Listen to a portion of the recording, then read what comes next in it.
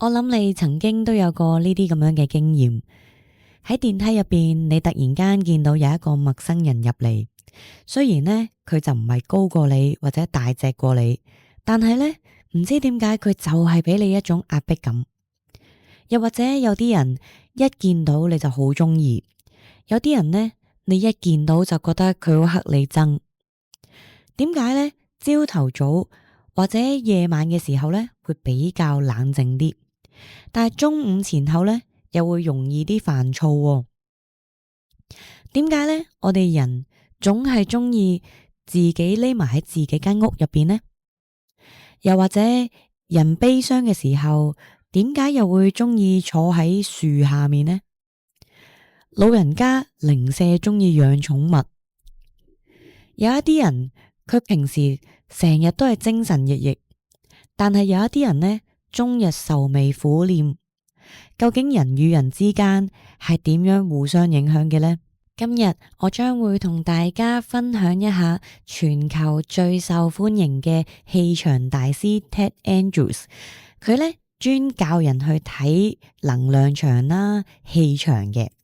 今日呢，我就會同你分享一下，究竟點樣可以通過自己嘅練習，可以呢睇到自己同埋其他人嘅氣場嘅喎。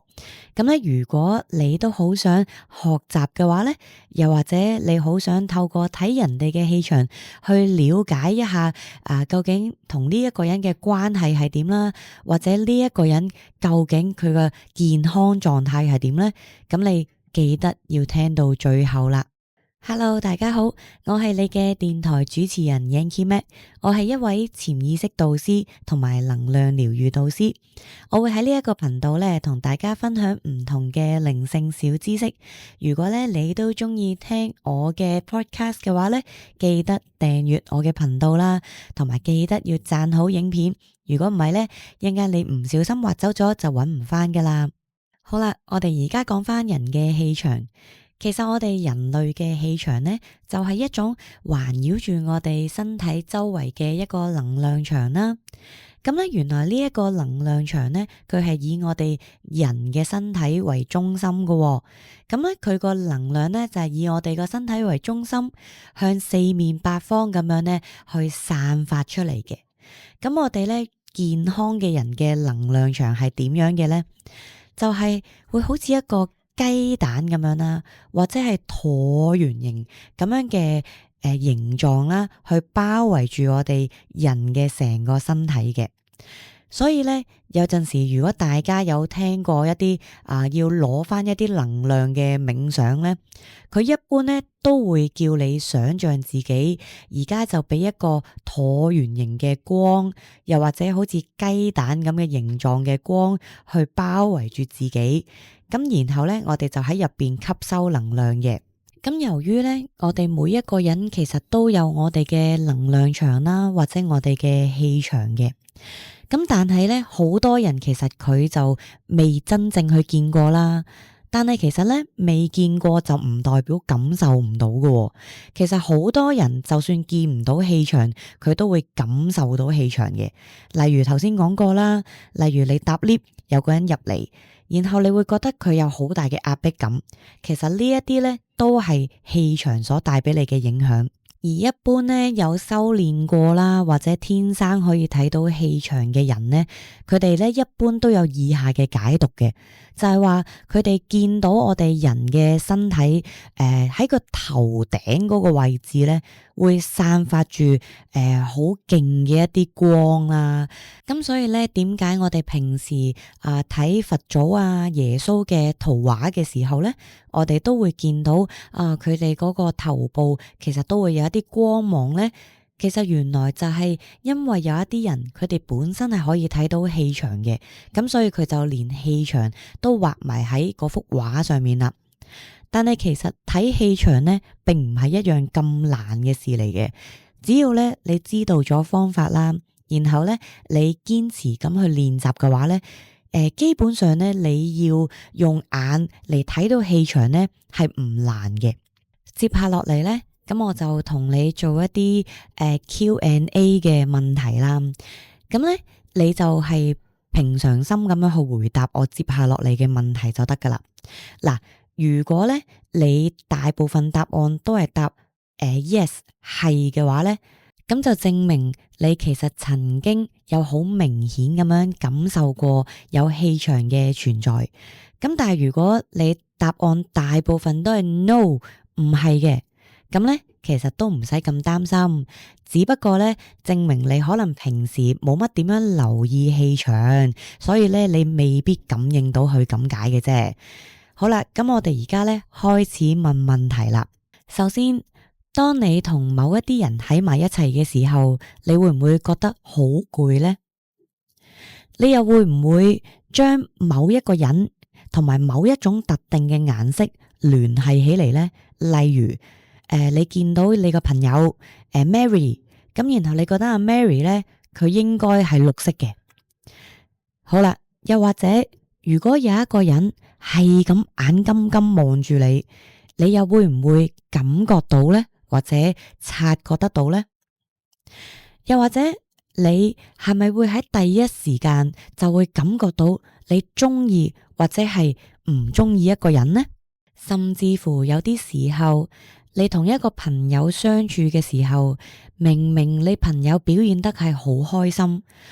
但係呢，你又感覺到佢內心其實應該係有啲心事喎。又或者當你喺一個場合嘅時候，你呢會感覺到，或者你覺得某一個朋友呢，應該佢都會嚟呢一度，然後你又真係見到佢嚟呢一度喎。再者，會唔會有一啲人，你感覺同佢喺埋一齊嘅時候呢，你就會感覺到無比嘅興奮啦，或者係充滿能量。又或者呢，當你入到去一間屋啦，又或者係可能一個地方嘅時候，你硬係會覺得有一啲好不安啊、煩躁啊，甚至乎會有啲 angry 嘅咧。透過頭先以上嘅問題，咁咧你應該大概都會知道，其實自己係咪一個能夠容易感應到氣場嘅人啦。好啦，咁究竟乜嘢係氣場呢？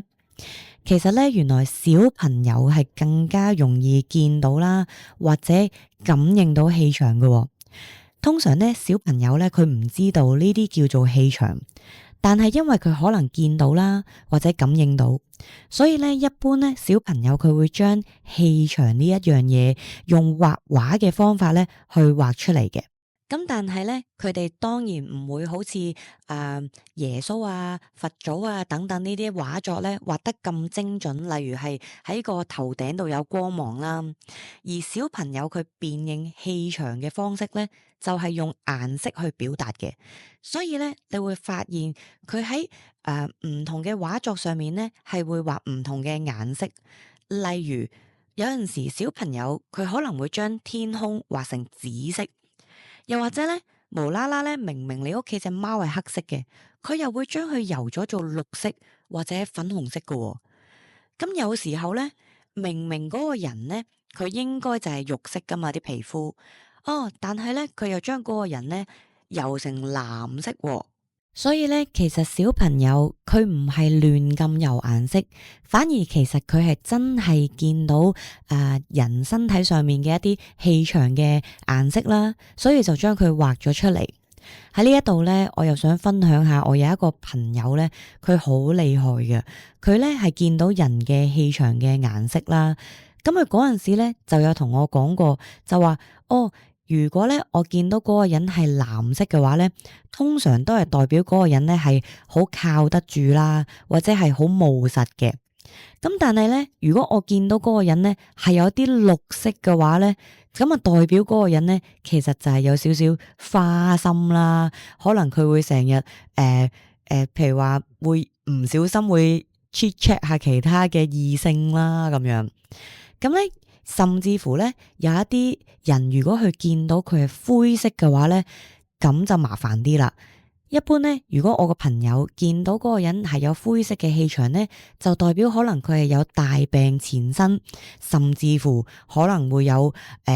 即係上天家嘅可能啦咁樣。咁啊，當然啦，唔一定係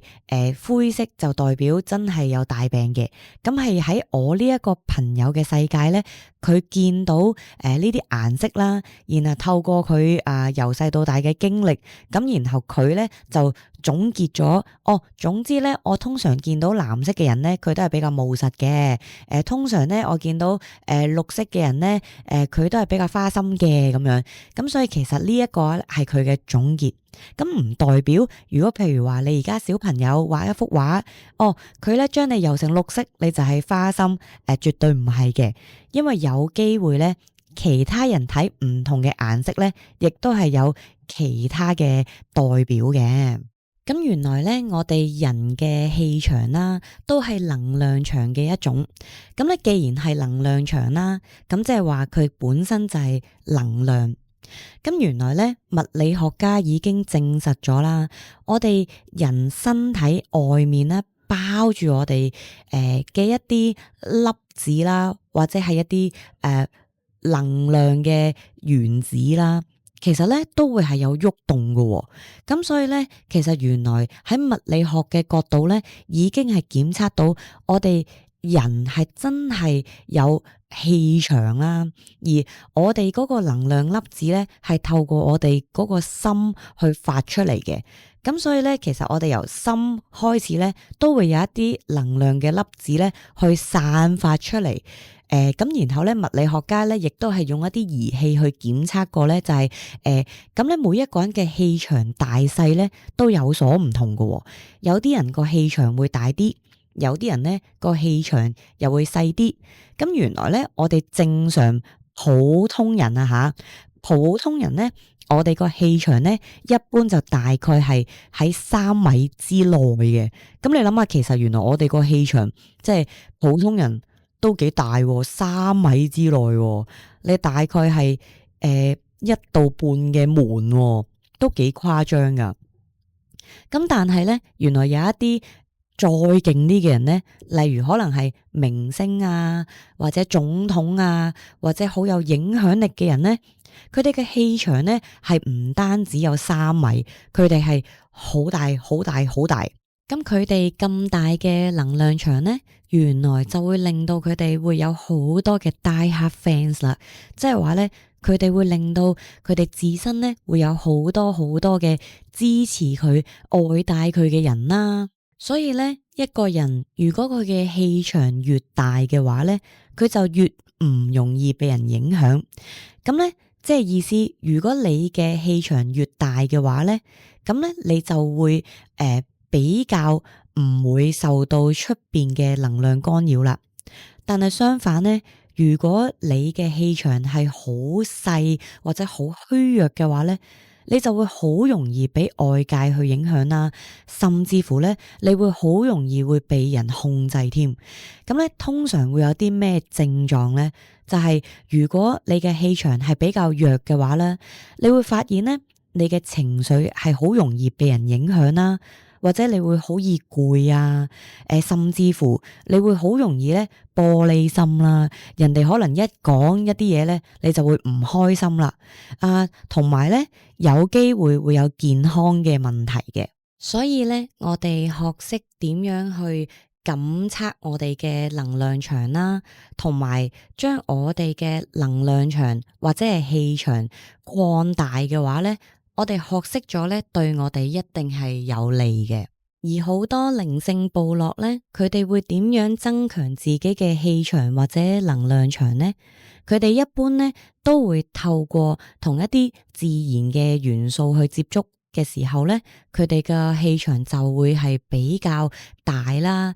即係話咧，如果一個人佢平時會同一啲樹木啊、土地啊、草地啊等等呢一啲元素去接觸嘅話咧，原來係會增加或者增大我哋嘅氣場㗎喎。所以點解咧？我哋坊間成日都會講話，你咧除咗隻鞋，然後咧赤腳企喺嗰啲草地上面，然後做下接地啦。原來呢一個動作咧係幫你嘅能量場變得更大更大㗎喎。因為咧自然嘅能量係好容易俾我哋人體吸收同埋轉化啦。咁除咗我哋可以去踏下青草地之外咧，原來海洋嘅力量都好大㗎喎。因為咧海洋入邊啦，有我哋生命所需要嘅4大基本元素，有嚟自太陽嘅火元素啦，我哋海浪嘅風元素啦，同埋本身海水嘅水元素，同埋咧蘊含喺海底入邊嘅土元素啦。咁所以咧，我哋點解平時話用鹽水咧可以幫我哋潔淨身體嘅能量呢？其實就係因為海洋係一個非常之同我哋人體夾嘅一個能量啦。咁所以如果咧有陣時你覺得頭碰着黑，你可以試下用一啲粉紅色嘅喜馬拉雅海鹽咧，用嚟沖涼或者係用嚟洗手，都可以驅趕一啲唔同嘅負能量嘅。同埋咧，根據我哋嘅吸引力法則啦，吸引力法則入邊咧，相信係同頻相吸。咁如果我哋人嘅氣場係能量場嘅話，咁即係話，當你嘅能量場或者氣場處於一個弱啲啦，或者唔好嘅狀況嘅時候咧，咁原來咧你都係會相對比較容易吸引翻一啲唔好氣場嘅人嚟你身邊嘅喎。即係話咧，啲人成日講，唉，真係咧頭碰着黑，黑上又加黑，咁啦，我已經倒霉噶啦，仲要再遇到更加多衰嘢嘅原因呢，就係因為本身你嘅氣場已經係處於一個弱勢嘅狀態啦。咁弱勢嘅狀態呢，佢就會令你吸引更加多唔好嘅事物嚟你身邊啦。所以呢，清洗氣場啦，同埋令到我哋氣場要強大呢，就係我哋日常生活入邊呢一個好重要嘅事情啦。除咗能量佢係會互相吸引啦，原來能量呢都係會互相影響或者係互相交換嘅喎。所以咧，有陣時就算你嘅能量有幾高啦，如果你真係無啦啦遇到一啲能量比較低嘅人，佢可能同你傾咗一陣偈你莫名其妙咁樣覺得點解我咁攰嘅咧？或者我突然間心情唔好咧？就係因為咧，原來你同佢接觸嘅時候，大家嘅能量喺度互相影響，有機會佢可能係將佢嗰啲虛弱嘅氣場過咗俾你啦，而有機會咧，佢同你傾完偈之後，佢亦都會充滿能量㗎喎，因為咧你嗰啲好嘅能量又過咗俾佢啦。呢個時候咧，我哋能量束就大派用場啦。能量束係啲咩呢？就係咧，當我哋如果唔小心，我哋嘅能量俾人沾染咗啦，或者我哋真係唔小心，最近可能同好多嘅虛弱嘅人傾過偈，令到我哋咧成個能量場都虛弱晒嘅話咧，咁我哋咧係可以透過切能量束去切除我哋本身連結住一啲唔好嘅能量嘅。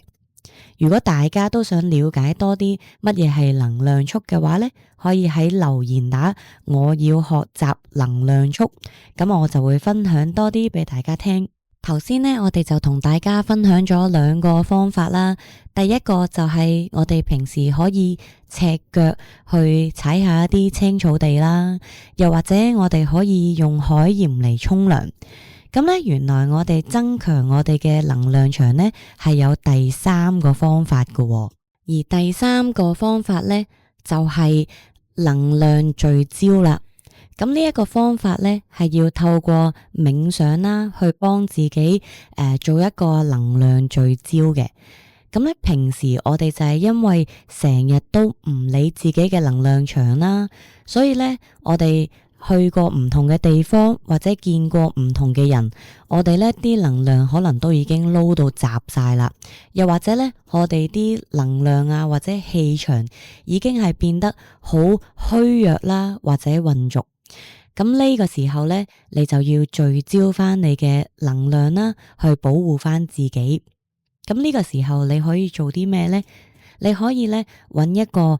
舒服啦，不被打擾嘅地方，然後咧你就將兩隻手放喺你嘅心口前面，揞住個心口，然後咧合埋眼。咁呢個時候咧，你可以係坐直個人啦，盤腿坐，或者係腳板掂地都 OK 嘅。咁然後咧，你就一路坐喺度，然後雙手揞住個心口，然後咧就同自己講，而家所有能量要翻嚟我身邊，能量要翻嚟我身邊。咁可以咧重複講幾次，然後咧就想象自己喺一個橢圓形雞蛋狀嘅光波入邊咧，一路就喺度享受呢一個光波帶嚟俾你嘅溫暖啦，同埋你嘅光嘅享受嘅。呢個練習咧好適合每一個人每一日咧都會做一做啦。因為其實每一日你出街嘅時候，你會遇見好多唔同嘅人，其實咧有機會你嘅能量場都會俾佢哋沾染咗㗎。咁所以咧，每一日可能臨瞓之前啦，做短短5分鐘呢一個聚焦嘅冥想咧，你都可以幫自己拎翻你嘅能量啦，聚焦翻你嘅能量啦。咁久而久之咧，你嘅能量就會變得越嚟越大噶啦。因為咧，你喺呢一個橢圓形雞蛋狀嘅光波入邊，除咗你聚焦你嘅能量之外咧，咁呢一個光波咧，亦都係可以俾你不停係咁吸收能量啦。佢咧會令到你人嘅能量場會越嚟越大噶。好啦，聽到呢一度，咁可能你會問，我而家咧就識得保護我嘅能量啦，又或者我而家已經識得增加我嘅能量啦。咁我點樣可以練習然後去睇到能量呢？接下落嚟咧，我會同你分享2個方法。咁呢2個方法咧，如果你勤加練習嘅話咧，你都會好容易咁樣咧，就會睇到我哋人嘅氣場啦。第一個練習咧，就係你平時夜晚啦，熄咗燈之後，你可以咧有少少微光嘅狀態，可能係你開少少你電話嘅 mon 燈啦，係啦，又或者係開一盞微微嘅暗燈咧，跟住咧你就望下自己攞隻手出嚟，咁咧你就望下自己手指與手指之間啦。咁咧一般咧，如果你聚精會神去睇嘅話咧，你會發現咧，你手指與手指之間咧，其實係會有啲煙冒出嚟嘅，甚至乎咧，你有陣時會見到有一個能量場咧喺你皮膚以外咁樣嘅。咁咧，但係咧你睇唔到都唔緊要嘅，因為咧可能你平時唔睇開啦，冇呢個習慣啦，咁所以咧你可以透過不停咁樣去練習，去睇自己手指嘅一啲能量煙嘅。第二個練習咧就係你可以咧試下平時喺日頭嘅時候充滿咗陽光底下啦，跟住咧你可以試下喺陽光底下咧，你就將雙手合十，然後就擺喺你個胸口前面，跟住咧你就不停係咁捽，係咁捽你隻手。跟住咧，當你捽到隻手好熱嘅時候，咁你就雙手就唔好合掌啦，你就將你嘅雙手輕輕咁樣咧拉開距離，即係話手掌與手掌之間拉開個距離，然後咧你就慢慢又拉開又合翻埋，又拉開又合翻埋，咁咧你就感受一下，會唔會中間會有啲能量嘅拉扯呢？又或者當我想合埋嘅時候，佢會唔會有一啲能量會頂住我呢？咁咧，如果你開始練習到感覺到有啲能量會頂住你啦，或者會有能量拉扯呢，咁咧就代表你開始掌握緊同你嘅能量咧去互相感應啦。咁咧你可以透過以上嗰2個練習啦，去練習感應一下你嘅能量啦，同埋見到能量場嘅。咁如果你有更加多關於氣場啦或者能量場嘅問題想問嘅話呢，我哋其實而家都會有一個30分鐘嘅免費諮詢，咁你可以喺我哋嘅描述欄嗰度呢，有個連結可以報名啦，係啦，咁又或者你可以留言話俾我哋聽有啲咩內容你想聽嘅，咁我哋呢會做多啲嗰類內容同大家去分享，咁我哋下集再見，拜拜。